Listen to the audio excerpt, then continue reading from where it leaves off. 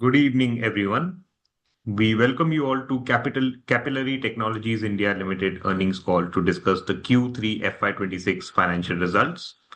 Please note that a copy of the disclosure is available on the investor section of the website as well as the stock exchange. Please also note that anything said on this call which reflects the outlook for the future or which could be construed as a forward-looking statement must be reviewed in conjunction with the risk that the company faces. Now, I shall hand over the call to Mr. Rishi Junjunwala from IIFL Capital to take this forward. Over to you, Rishi. Thanks a lot, Kanav. Hello and good evening, everyone. On behalf of IIFL Capital, I welcome you all for the meeting's earnings call of Capillary Technologies to give you some in-depth understanding of the company and answer all your queries regarding the results. We have with us from the management side, Mr. Anish Reddy Bodu, Founder, Managing Director and CEO, Mr. Anand Chaube, Executive Director, CFO and COO, and Mr. Sunil Jain, Head of Corporate Development. With that, I would hand over the call to Anish to take you guys through the presentation. Thank you, and over to you, Anish. Thanks, Rishi. Thanks everyone for joining us today for our first earnings call, and thanks for the support during the IPO and the months since then. I thought it'd be good to start today with a quick introduction on the business for some of the newer folks who are joining on call. As Capillary, we play in the loyalty and customer engagement space. We're global leaders at what we do. So, what is loyalty? Loyalty is typically any kind of a long-term customer retention type mechanic. So, for example, Indigo is a customer of ours. If you've flown Indigo recently, they ask you if you've signed up for Blue Chip, and they welcome Blue Chip members on the flight before it takes off. You earn Blue Chips, and then you can redeem them for your next flight and things like that, right? So, any kind of a long-term retention mechanic where there is a earn and then there's a burn, there's all kinds of tiers and rewards and things like that. That's typically loyalty. And what we have is a platform that helps large enterprises globally run their loyalty programs. It's a fully cloud-native solution, a lot of AI in the stack there. The way we monetize is it's long-term subscription contracts, usually 3, 5, 7 years, annual subscriptions that customers sign up for, and typically linked to number of customers on the platform, or number of members in the loyalty program, or number of loyalty transactions that are coming to us. Right, so we're fairly well regarded by all analysts in the space, whether it's a Forrester, a Gartner, or Everest, or any of them. Some clients that might, for good recall, are Altibula Group, Abbott, ASICS, Metro, Cash and Carry. Some of these are global. Abbott and Metro are Abbott is across 15 countries. Metro is across Europe. Right. So, in terms of presence of the company, we today work with about 410 brands, about 115 odd customers. 20 of them are Fortune 500 customers. Lots of scale on the platform, about 1.8 billion consumer profiles on the platform for the customers that work for us. Very, very high uptime, 5 nines. It's very enterprise class. Customers across about 47 countries. We totally about 700 folks across 16 global offices.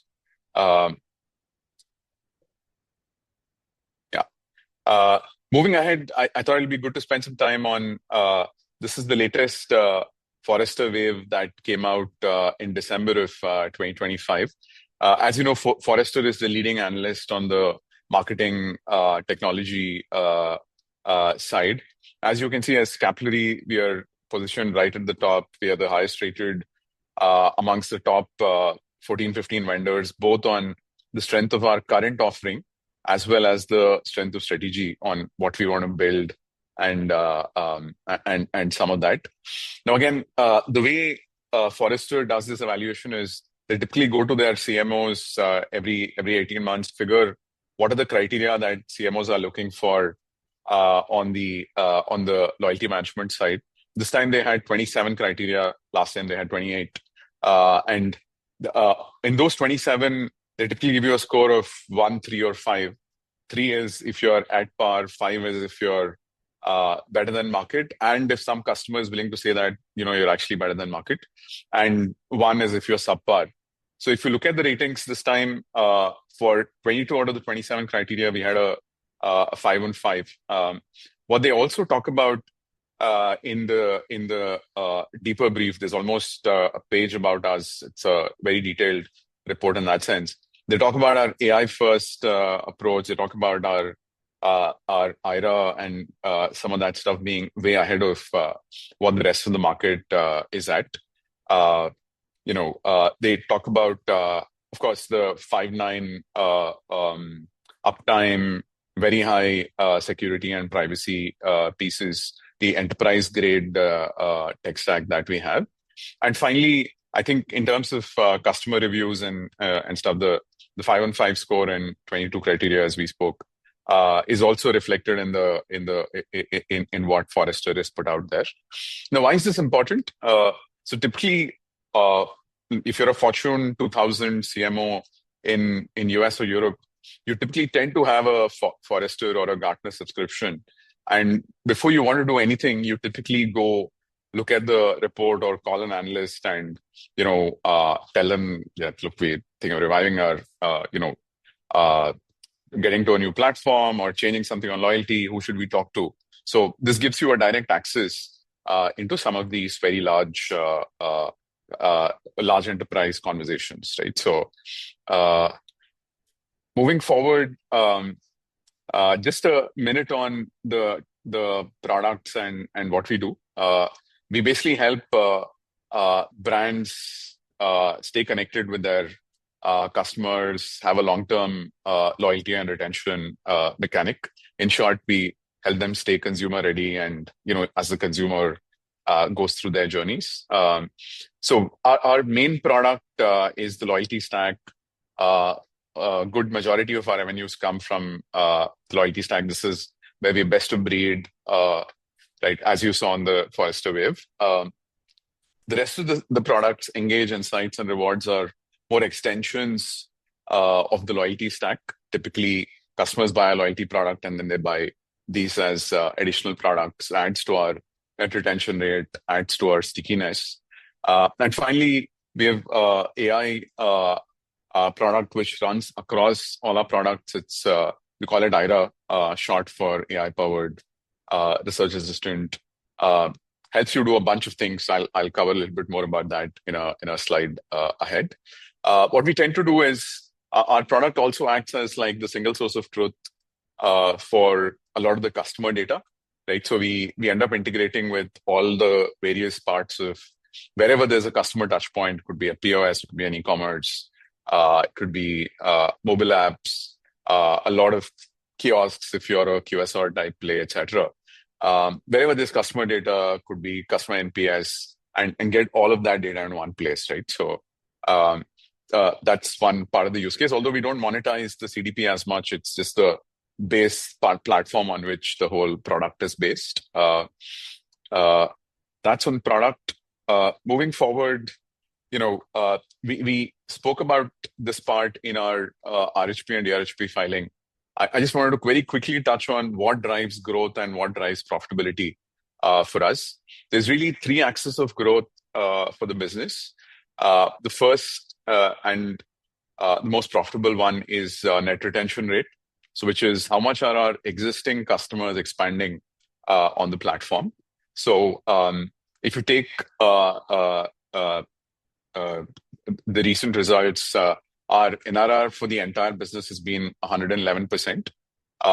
If you look at, again, the split of this 111, 115, just the organic customers, which is customers who are on the Capillary platform and not on platforms where we've acquired and we're migrating them over. That set is today at 115% organic expansion. Again, how does that organic expansion come? Really, three levers. The first is platform overages. You use more than what you've been put in the contract for. You pay us additionally per transaction or per member. There's an inflationary clause where every year you pay us a few percentage points more on the base fee itself. That's the first NRR expansion piece. The second is typically customers start with a certain version of the loyalty platform and keep upgrading as they need more, or they end up buying the Engage stack or the Insight stack or IRA or something, right? So that's the second. Third is, as you saw, a lot of our customers are large conglomerates or large multinationals, and they tend to take us from one country to the next. Or if we're working with X number of brands, they add one more brand, and that adds to, that's the category third of our expansion. We've seen good organic NRR. On the inorganic NRR, what typically happens is as we migrate customers from what we have bought, the platform we've bought onto our platform, we tend to give them a discount, or some of them decide not to migrate. So that's the 96% NRR. But what this also leads to is as they migrate, it improves margins, right? So which is the intent of doing this. The second axis of growth for us is new customer wins. So through the first 9 months, we've added 12 customers. We've added 3 in the last quarter.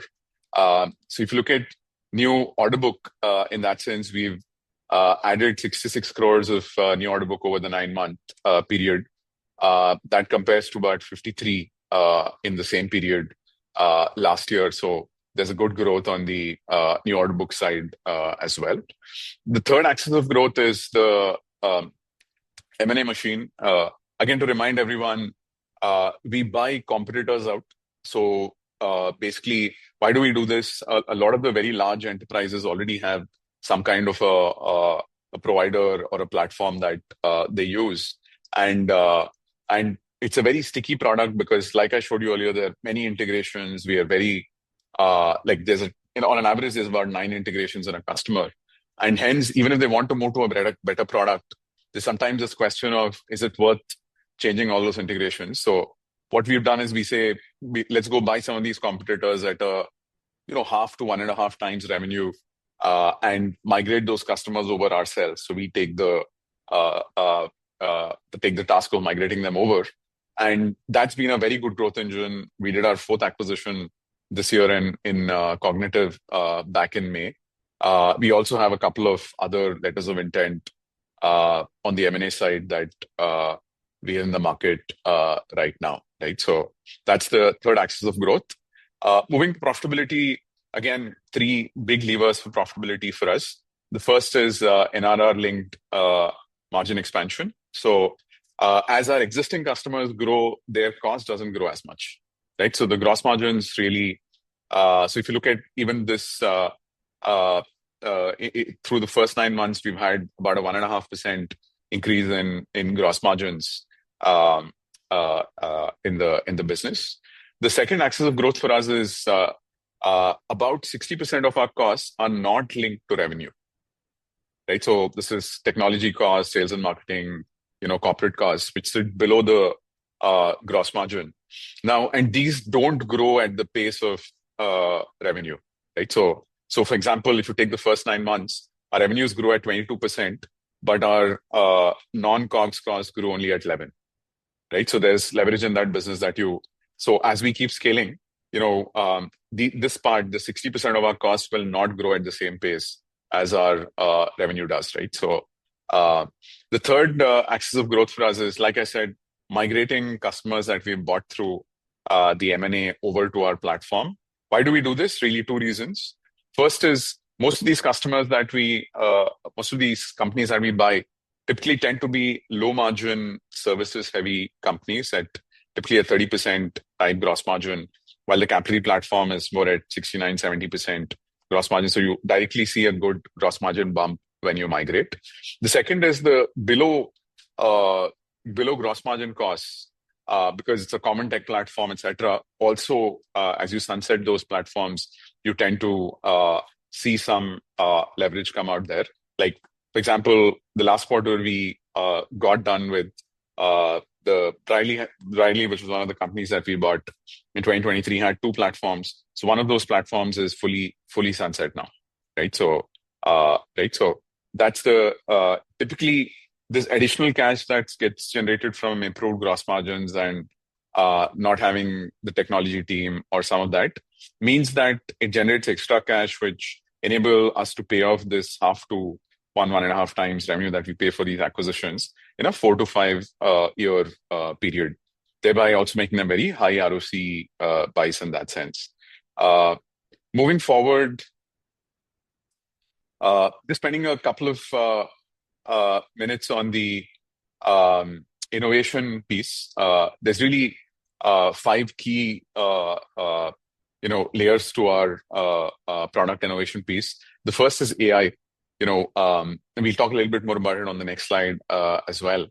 I think we've one of the most advanced AI users on the platform. A lot of agentic as well as machine learning type use cases for forecasting, etc., that are there in the platform. What we've also done very nicely, moving to the second one, is we've said why do you need UIs in a platform, right? So we'll show you some of that. So a lot of the IRA stuff is actually very conversational. So instead of learning our platform, a lot of no code workflows, just type in simple English analytics questions or run this campaign for me and the platform will go do it. Right. So that's the second part. The third is more and more we're seeing that, especially the newer generation of consumers want to go beyond points and coupons and things like that. So much more experience-based badges, streaks, milestones, things like that, which is more gamification-led stuff. That's a good part of why we win a lot of new customers from old agencies, clunky tech stacks, which are not able to keep up with some of this. Finally, like we spoke, a lot of focus on making migrations, integrations easy, because that's the big pain point in most customers when they want to move on a platform. What we've also done is spend a lot of time on verticals, right? So it's easy for you to onboard the next airline, or easy for you to onboard the next hotel, or onboard the next healthcare player. Finally, we work with very, very large enterprises, 2 of the Fortune 10, 20 of the Fortune 500. And for them, like enterprise class governance or privacy, etc., are very core. So we spend quite a bit of effort on making sure we're as good as the best software platforms available globally on these topics, right? So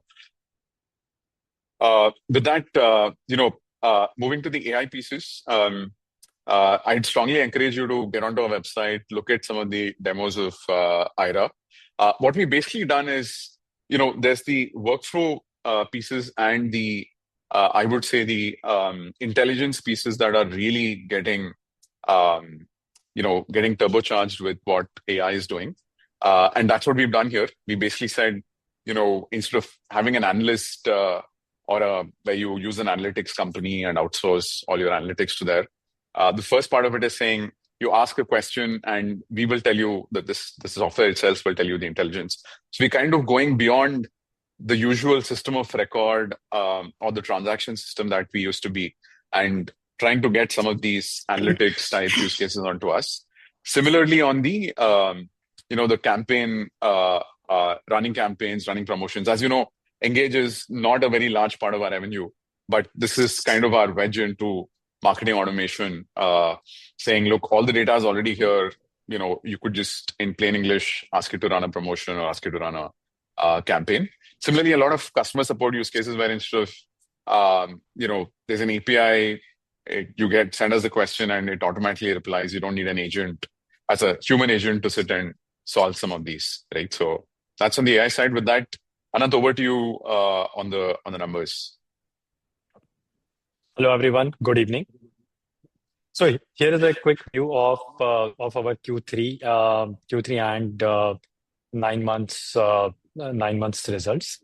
So for Q3, company did revenue of about 184 crores, which is at a 16% year-on-year growth versus Q3 FY25.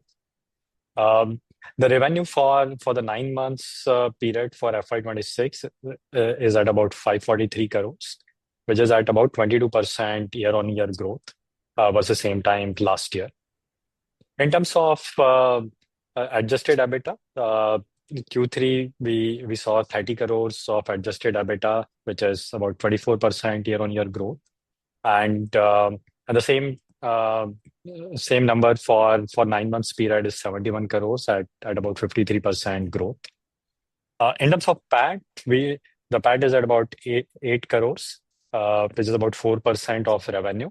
And for the 9 months period, the PAT stands at about 9 crores, which is 2%.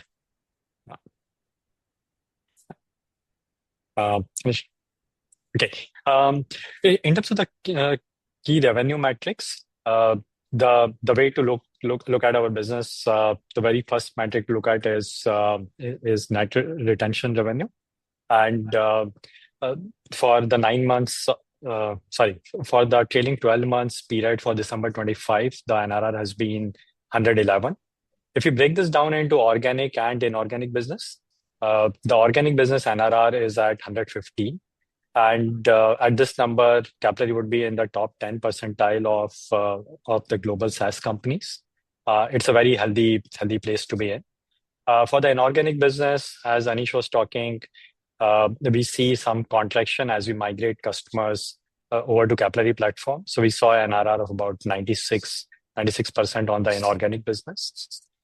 Another KPI to look at is annual recurring revenue.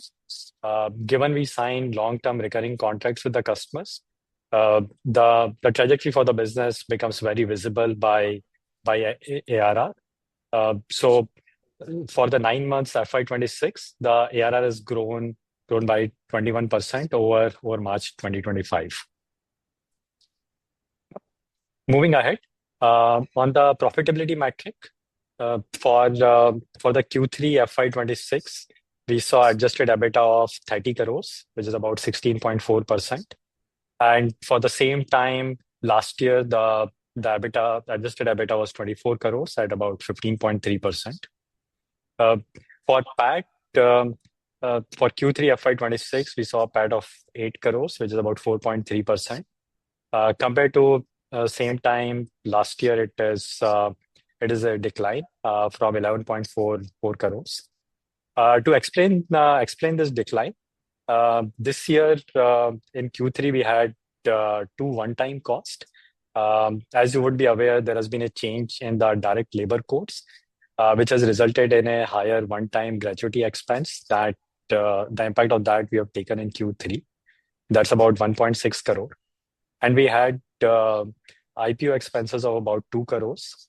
If we normalize our PAT for these two one-time expenses, the PAT for Q3 FY26 is flat to Q3 FY25.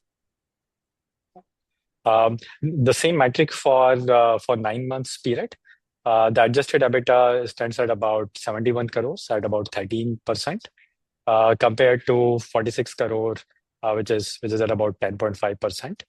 And PAT stands at about 9 crore at about 1.7% for the 9 months period, compared to a negligible number for last year at about 0.3%. Yeah. This is a slide which explains the bridge from adjusted EBITDA to PAT. The business for Q3 FY26 delivered adjusted EBITDA of 30 crores, while PAT is at about 7.99 or roughly 8 crores. Now the big part of this difference actually comes from depreciation and amortization, which is about 19 crores. And if you compare these numbers from same time last year, you'd see that same time last year we had tax credits, and now that India is standalone business is also profitable, we have started seeing tax expense compared to tax credits in the past. From comparison from Q3 FY25, the finance cost as well as the finance income has reduced. And ESOP cost has seen a marginal increase of about 1.5 crores.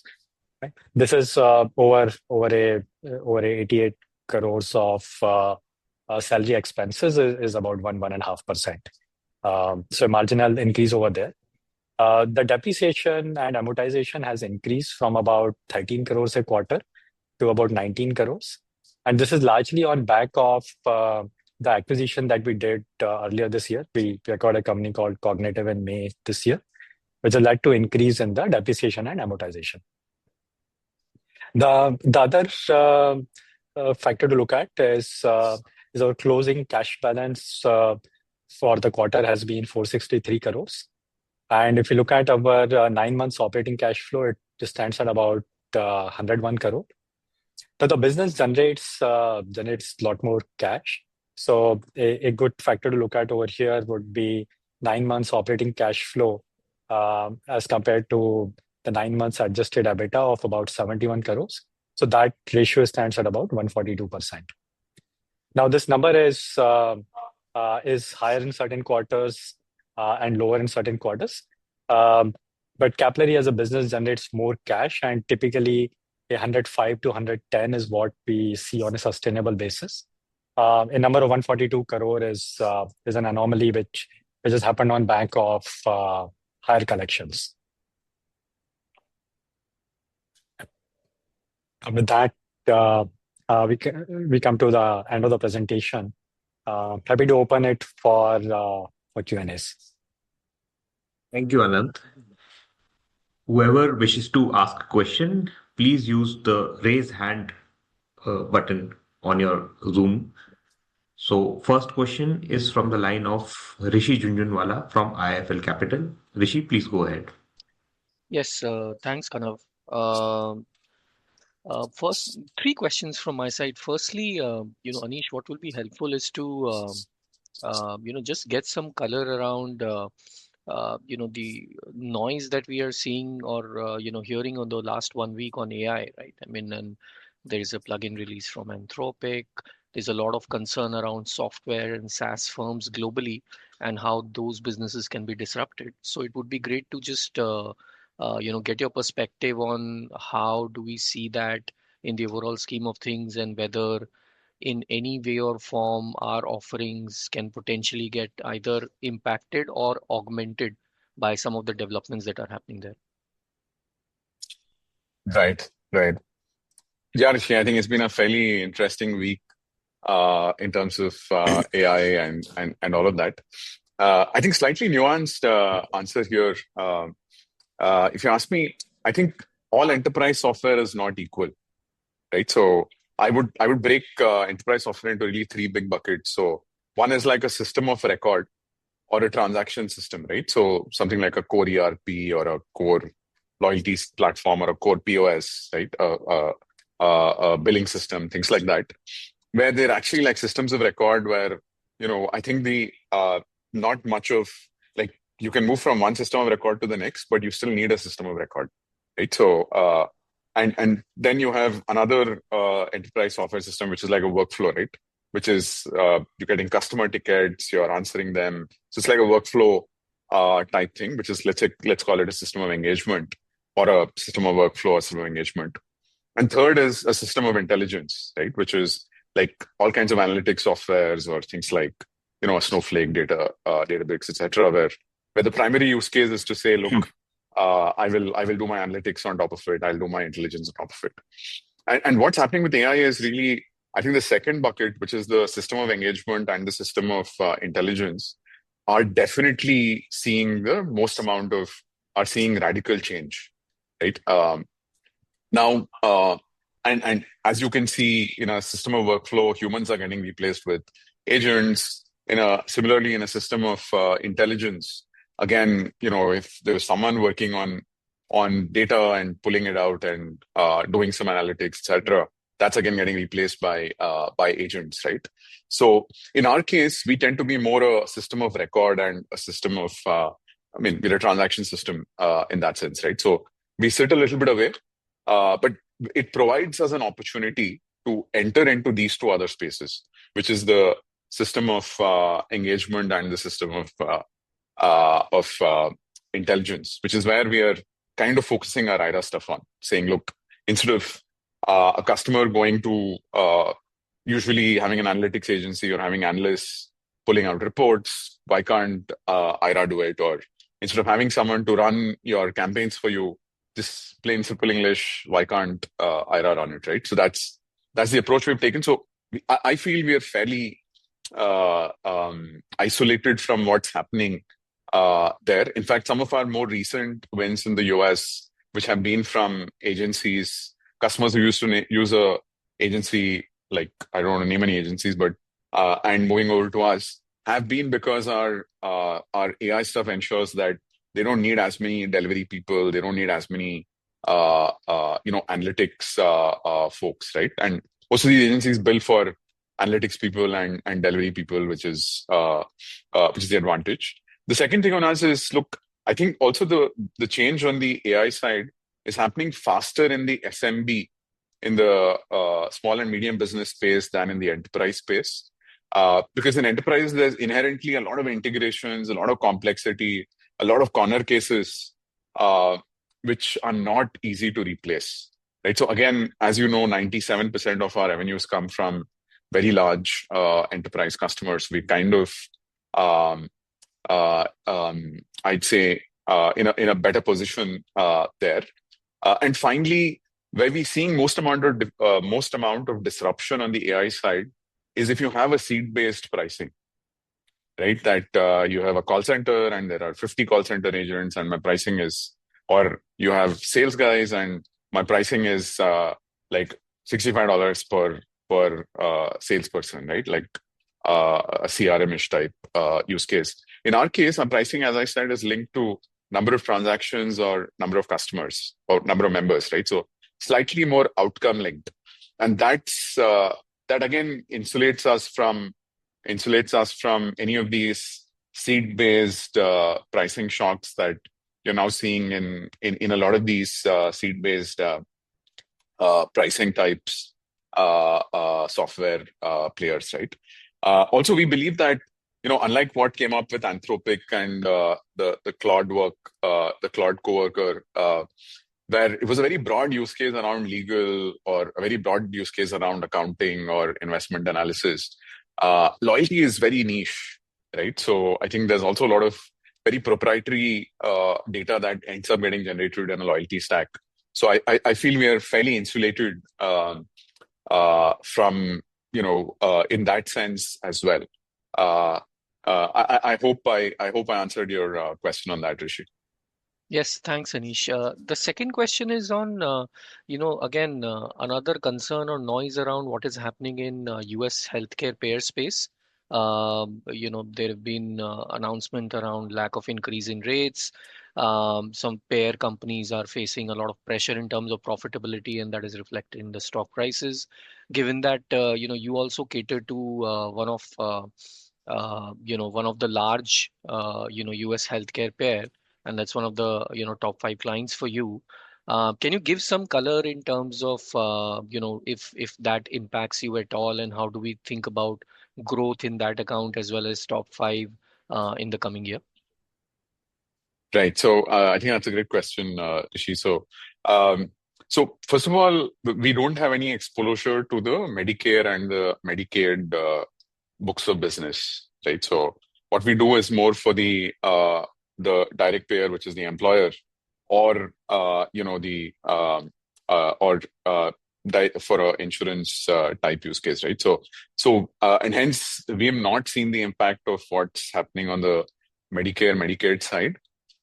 In fact, we had some major go lives. Healthcare is usually a 1st of Jan cycle, right? Most insurances switch on that day. So we've had some major go lives happen on the 1st of Jan this year, which means that our member base or our member base for the specific customer has actually gone up by roughly 50%, right? So there's a good bump up on number of members and the revenue that we'll see in CY through CY26.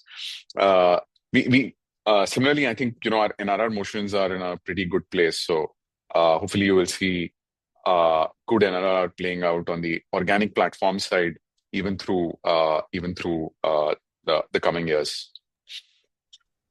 Got it. Thank you. And maybe one question for Anant, right? So while we have seen EBITDA margin expansion year on year, there seems to be a sharper increase in our D&A expense, and as a result, EBIT margins have not necessarily expanded at the same pace.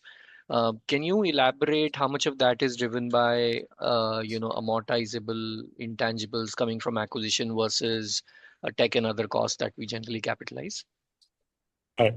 I think that's a great question.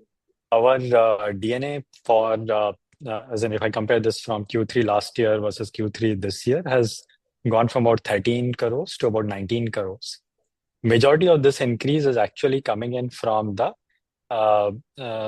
acquisition that we did in May this year. We acquired a company called Cognitive, and that's those acquisitions basically then lead to higher DNA. And given the acquisitive nature of the business, that's what we have continued to see in the business. The majority of it is coming from Cognitive. Got it. Thank you. Done all.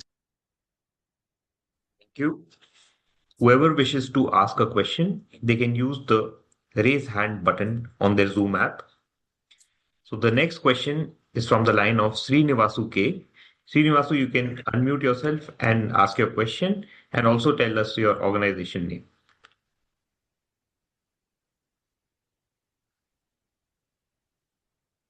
Hello, am I audible, sir? Yes, please go ahead. Thanks for the opportunity and congratulations for the great set of numbers. My first question is you mentioned that most customers start with the loyalty stack and then gradually adapt to rewards, insights, and AI over time. So could you tell us how a typical 5-year customer journey, how it starts and how actually you're converting them into NRR, how it is changing with current AI developments? Right. That's a great question again. So typically, Srinivasu, most of our customers are these very large Fortune 2000 type companies. So they tend to run an RFP. Right? So there's a full, at least a 6-month RFP process where they go to someone like a Gartner or a Forrester or to one of these loyalty consulting firms or a Deloitte or something like that, and basically go and get a list of who should they invite for the RFP. Then it's a very detailed RFP, RFI, lots of demos. There's a good negotiation that happens at the end. Sometimes there is a POC, and you then sign someone up, right? So you then decide on a vendor, right? So it's a fairly detailed evaluation process that you go through where, while the Forrester wave acts as this thing of saying what are the features they should test you on, people have their own requirements. So there's a very deep.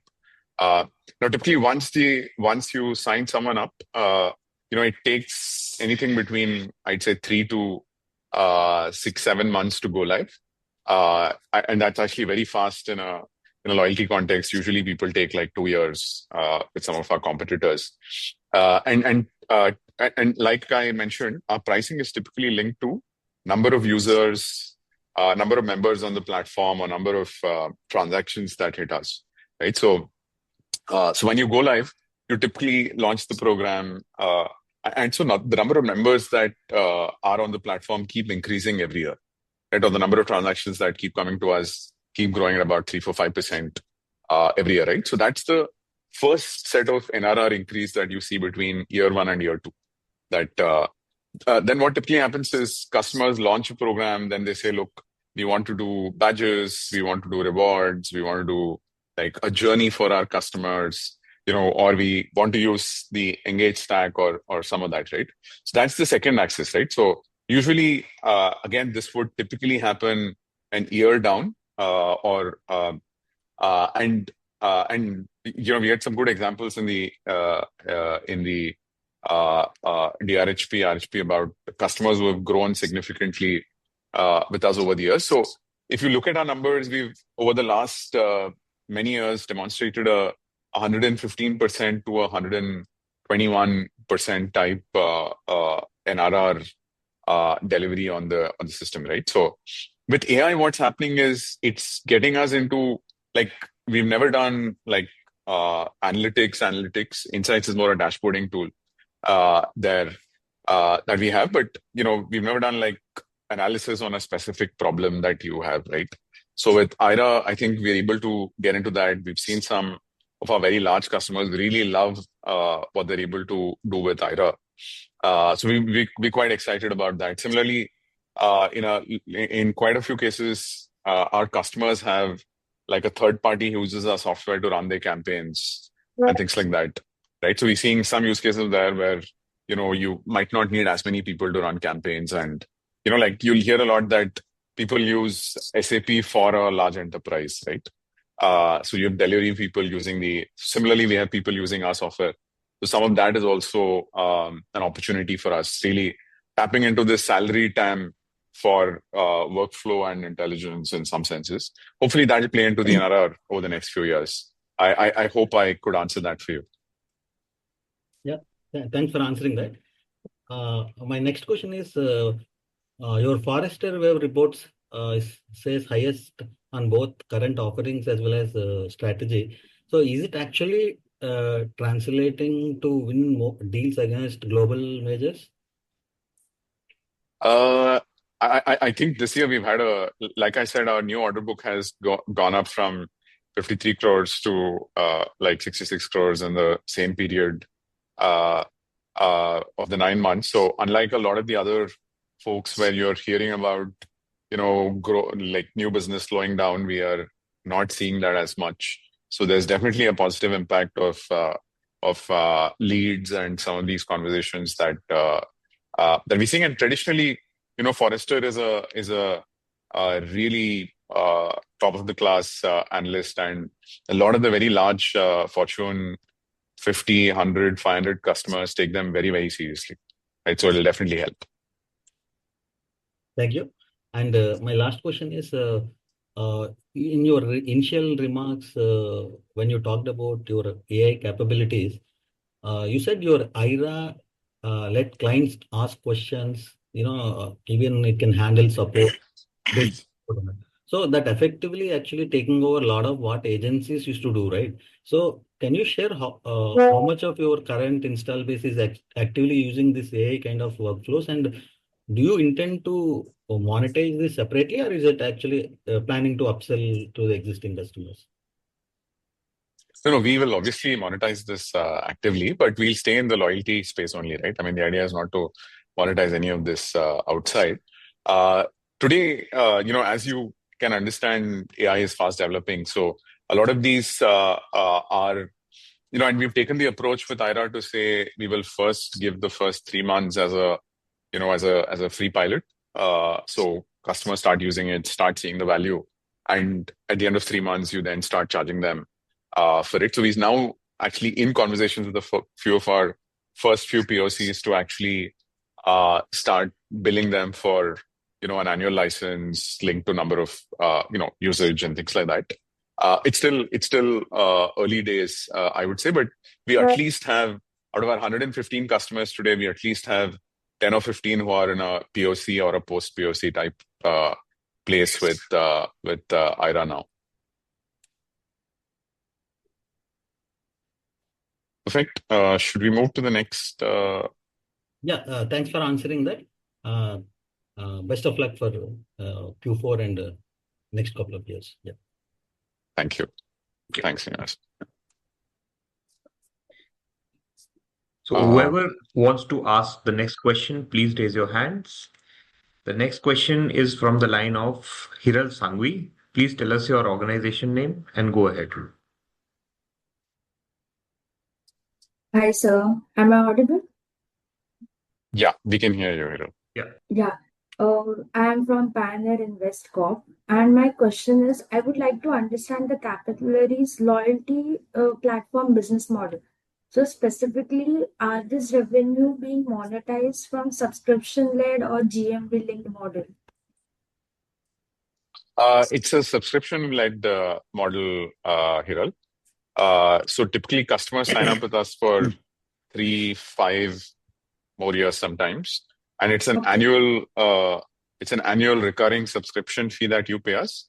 So it's typically there's a minimum amount that you'll at least pay us linked to let's say X million transactions or X million members on the program. And as you get beyond that number, let's say it's 5 million members, which we're charging you 500,000 for, just making these numbers up. Once you get beyond that 5 million members, you again pay us additionally per member, right? So it's not a GMV model at all. We don't have any parts of the business which is a GMV like and it reflects in our gross margins as well. Our gross margins are around the 69-70% now. So it is a high gross margin software business in that sense. All right. Thank you so much. All the best. Thank you. Thanks, Hiral. To ask any question, please press on the raise hand symbol on your app. The next question is from Nikhil Chaudhary. Please tell us your organization name and go ahead.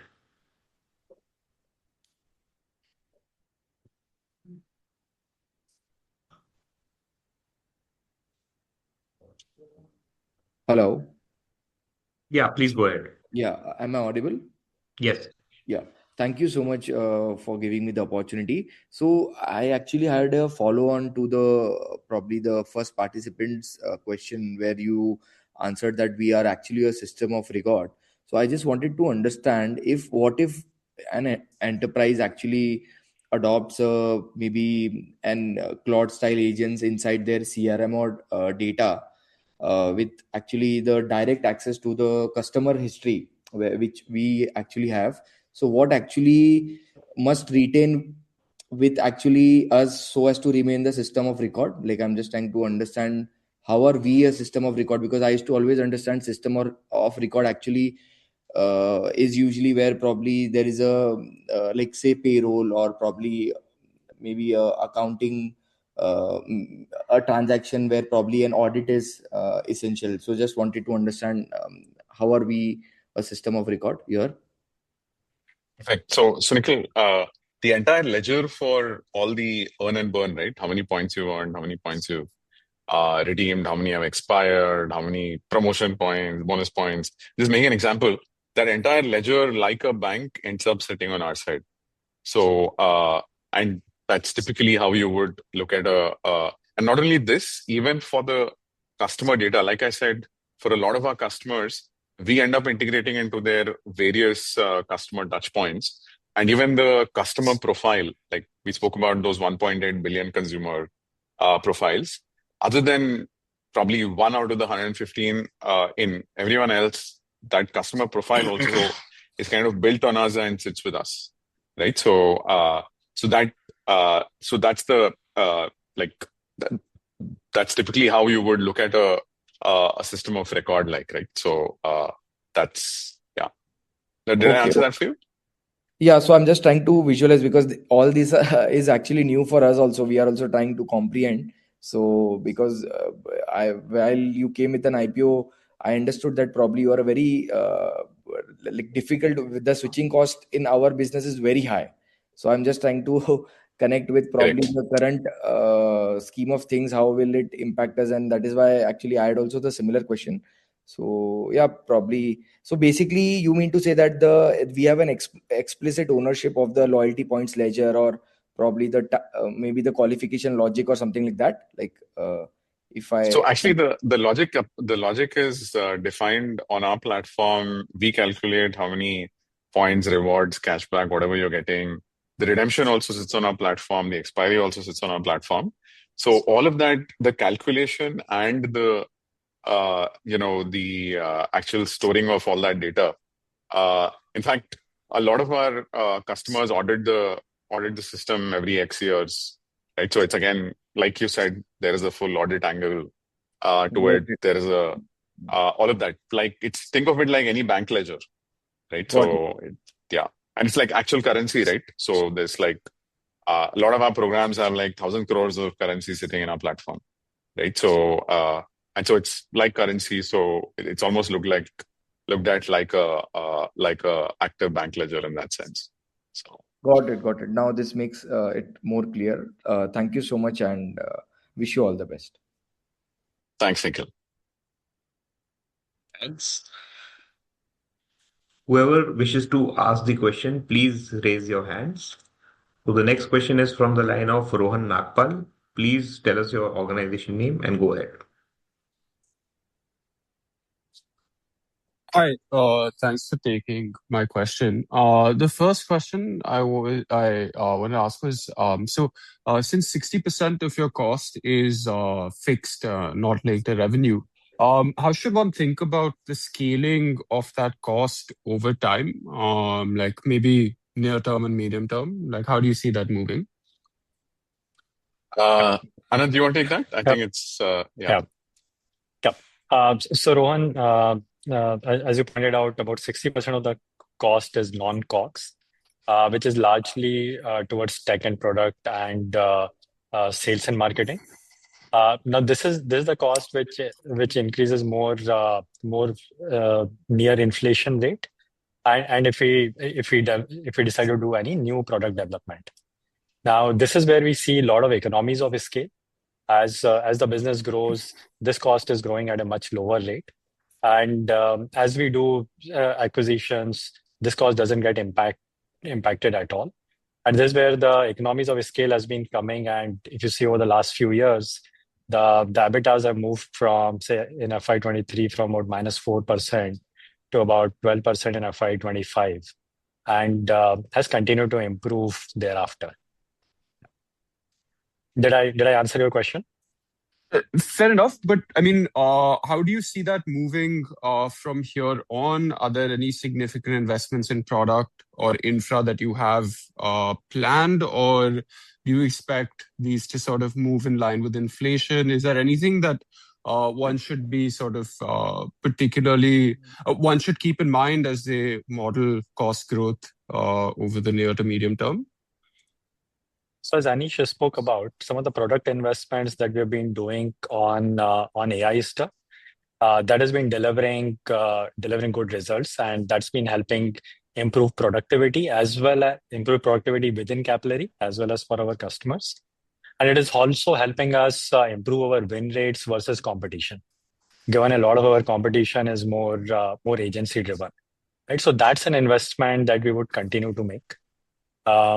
The other is investment that we've been doing towards the product for migration of customers, migration from a legacy platform onto Capillary platform. So making that a lot more smooth and painless for our customers. And that's something that we have tried with some of our earlier acquisitions and have been continuing to invest on.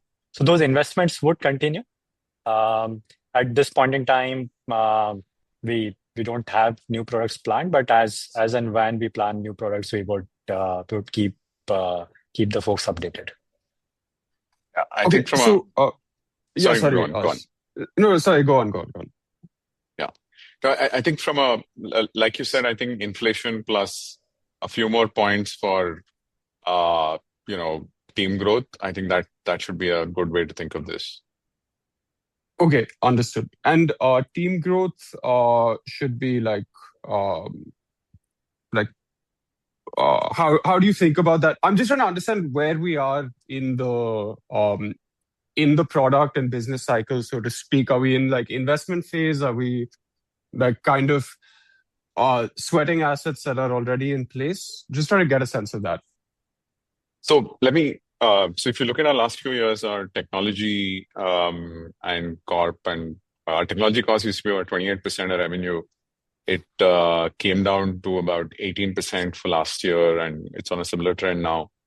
There's definitely a lot more leverage left. I definitely don't want to guide to any number on what, but you will see some of these improve, right? You will, Okay. like Anand said, you will see further improvement on like the below COGS items contribution to like as a percent of revenue will keep going down. Okay, fair enough. And then my second question was around IRA. So how do you see IRA in terms of its potential to monetize? Within each user, like have you thought about monetization, or is it too early in the life of the product to go there? Actually, in my head, like again, we put this as part of the RHP and all that stuff as well.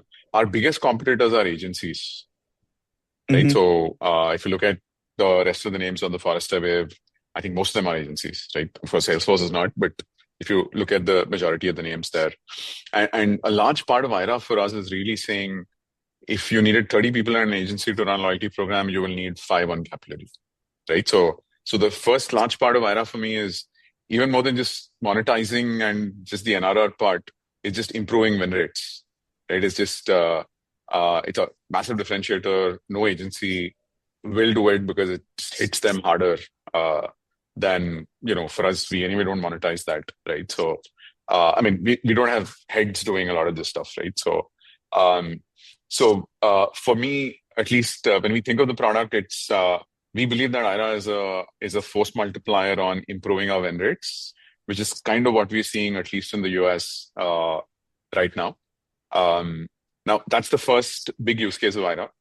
The second is, of course, look, I think some of these areas are slightly newer for us. The whole system of intelligence, replacing that with... So we've started experimenting with pricing. Like I said, it's still early days. Hopefully, in a couple of quarters, we'll know what's the right way to price this. Price IRA, the analytics use case or the delivery use case of campaigns, things like that. Okay. So I just want to check my understanding of this. So right now it's more of a helps us get a foot in the door proposition as opposed to a helps us nudge NRR higher. Is that fair? So I think it's already proven its value in the first part, which is helping us win more, right? So I won't say foot in the door because you're already in the RFP, and that's when people love what they see. I think the second one, like I said, we've had a bunch of POCs. We are in early negotiations on converting some of them. So that's the part where there is promise, but it's not. I mean, we will need a quarter or two to actually get to telling you how much of an NRR can come from this. Okay, and when you think about the last thing from my end, when you think about this, what would success for you look like in terms of getting a sort of NRR bump from IRA? Do you have anything like that in mind, or again, too early? I would say probably a good question to answer in a couple of quarters. Yeah, because it's slightly an adjacent TAM which we are dipping into. So even our view has been which is why, like I told you, we've said first give it free for 3 months, right? Let's see usage, let's see what kind of stuff is happening, right? So and we're seeing a lot of usage, which means people are finding value, but a little early, right? So yeah. Fair. Okay, that's it from my end. Thank you so much. Thanks, Rohan. Anybody who wishes to ask a question can raise their hands. So we have a question from Sumukh. Sumukh, you can go ahead, please.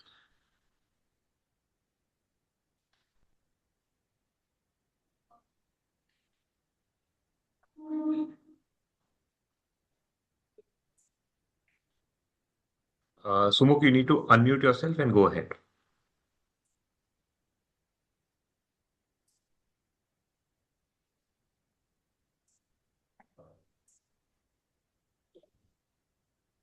Hey, sorry. Can you guys hear me now? Yeah, please go ahead. Sir, you mentioned about agencies and they are your competitors. So, can you please explain how are they different from what you guys do? Because I'm new to this industry, so wanted some understanding on that. Yeah, let me just take you to the Forrester Wave. Perfect. So if you look at the top three here, there's us, then there's a company called Kobe, there's a company called Epsilon. I encourage you to once just look at the Kobe and the Epsilon side. So these are typically like marketing agencies. Like, they do creative, they do ads, they do all that kind of stuff. And they also tend to have a tech platform. But the primary model tends to be that we will charge you for, X number of people to run this program for you, right? While ours is more you buying a software, and you use it yourselves, right? That kind of a structure so typically we've now migrated customers from some of these agencies over to us, and they tend to be very, very, like, each program is run by 30 people, right? So very, very people heavy, while you can do a lot of that stuff with software, right? So that's the piece that I was saying that. And if you look at the US, majority of the loyalty space is owned by agencies. So moving to software and some of that is relatively newer as a concept in the US. Okay. Did I answer that question, Sumuk? Yes, sir. That does it. And also, sir, so let's say there is an organization, FMCG organization. So if they have to start thinking about running a loyalty program now, and then they come to you.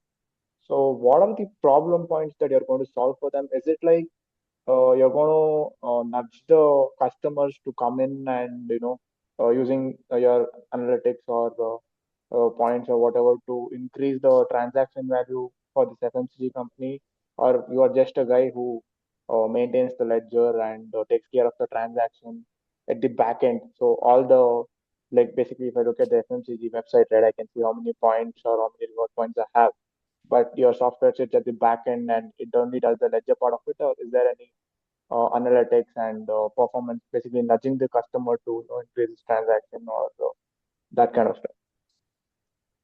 Right. So let's take the example of Abbott, who is one of our customers, who's also on or any FMCG for that matter.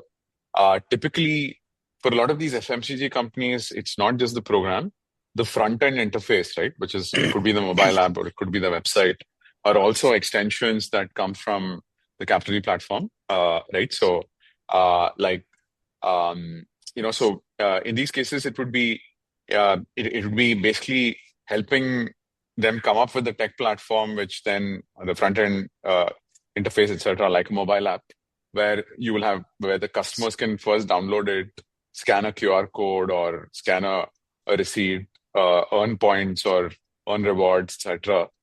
Similarly, what we'll also do for a lot of these is you would have some kind of redemption mechanism, like where they could redeem those points for a movie ticket, or they could redeem those points for, in some cases, we run these programs for painters where, you could pay your phone bill with it, things like that, right? So the entire stack ends up coming from there. Now, what we allow a lot of the FMCG or these kind of companies to do is also retarget those customers, saying, look, like whatever, buy, I don't know, 10 tins of paint this month, and here's the additional reward that unlocks for you. Right? So there's some amount of targeting, some amount of stuff that you can do on the platform, right? So in a FMC use case, it's also the front end, which is that's in that vertical. Typically, you don't have a customer. It's not like you don't have a retail store or you don't have a e-commerce website, right? So which is where some of these interfaces also end up coming from our platform. Yeah. Okay, so this is like a standalone app outside the main FMCG app. exclusively for rewards and redeeming points, etc.?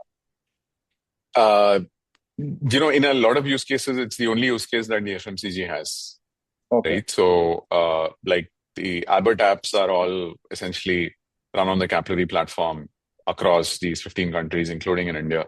So, yeah, like there'll be an app for Pediasure, things like that, right? If you want more, there's some case studies on our website.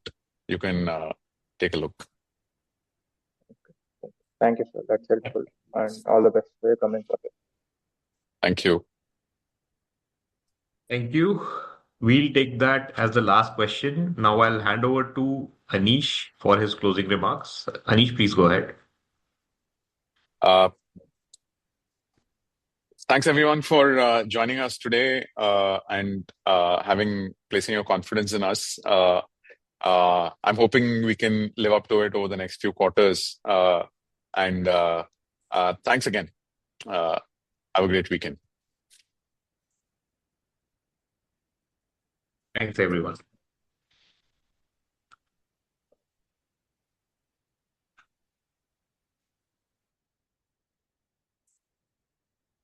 Thanks, Kanav.